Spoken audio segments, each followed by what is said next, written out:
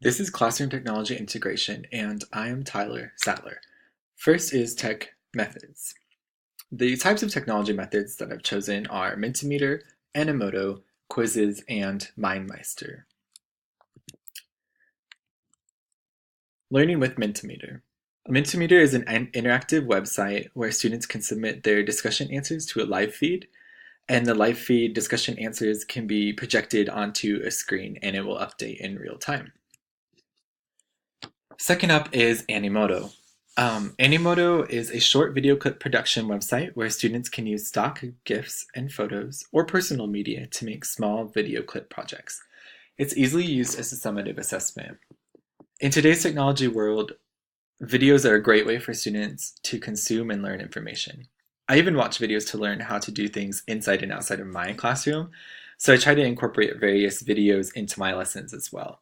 For example, my students really like drone videos about different Spanish-speaking countries when we're covering like the geography of Spanish-speaking countries. Courtney Sears from Edutopia writes, quote, "Video taps into the current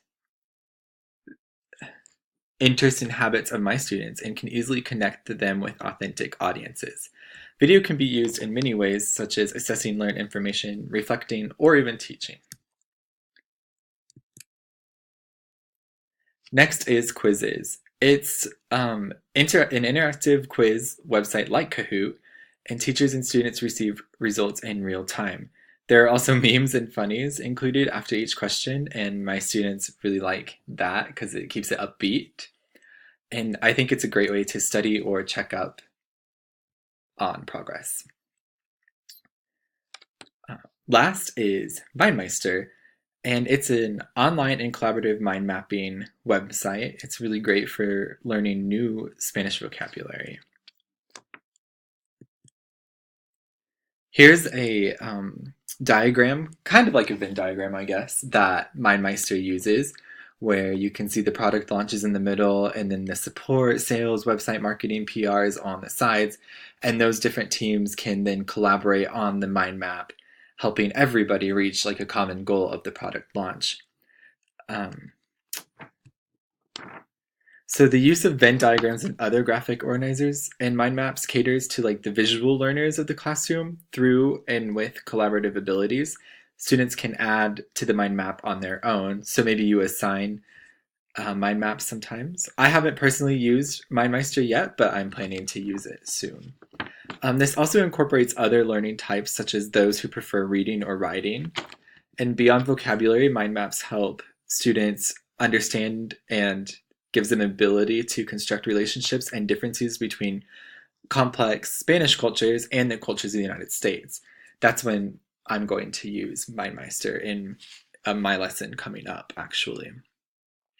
In an article by Sarah Legence, a professor of education, Charles Hughes, states, quote, "Graphic organizers are intended to promote more meaningful learning and facilitate understanding and retention of new material by making abstract concepts more concrete and by connecting new information with prior knowledge." End quote.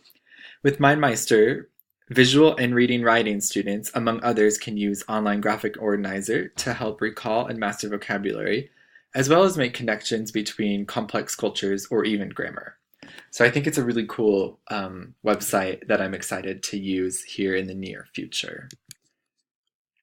So moving on, we have the current uses and how I utilize these technologies in my classroom and how they help maximize student learning. I currently only use Mentimeter, Animoto, and Quizzes. I've had experience with those three. With Mentimeter, it definitely helps me to give instant feedback to students. And according to a Milton Hershey School's blog, instantaneous feedback also, quote, "gives students a chance to share peer-to-peer feedback," which I believe is almost as important as teacher feedback. If the students are talking and are engaged in the lesson, then that's really important. And I can pipe in and give them feedback of my own if I feel the need. It also helps bring up various culture, grammatical, and vocabulary discussion topics that I may not think of when I'm planning the lesson. So I really like using Mentimeter as a discussion kind of forum and a way to bring up discussion topics that I don't think of. It keeps the students involved. Second up is Animoto, and I have most recently used Animoto as a summative assessment at the end of the chapter.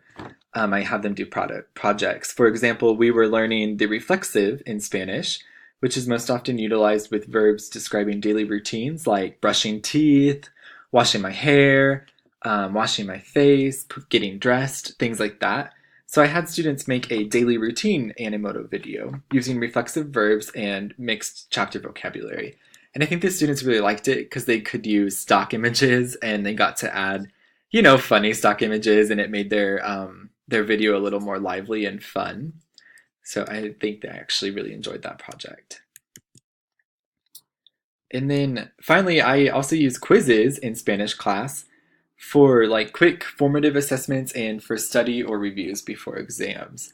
So it's a really great tool for that. And in Spanish, I use it to check vocabulary, or grammar understanding at the end of some lessons. And we also use it as a review tool. My students really love quizzes because it plays like fun music, upbeat music, and it challenges the students against each other. So it gives them points to see who wins first, second, or third, and they're always really excited to see where they rate on the quizzes. Sometimes I'll give out extra credit pesos for people that get, like an A or that get a score better than the score they got last time. So I think it's really awesome for that. And it also gives them the instant feedback. So they get to see right away what they missed and it helps them know what they should work on, especially when we're reviewing. I'll often take the quizzes results and go straight from quizzes into like a review or practice session on whatever the majority of the students missed. So if they missed a lot of grammar content, I'll review grammar content. Or if they missed a lot of vocabulary, we'll go back and look at vocabulary again. So it's a really great tool for that as well.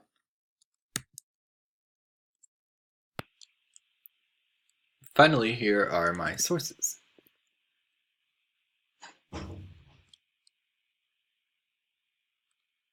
And thank you.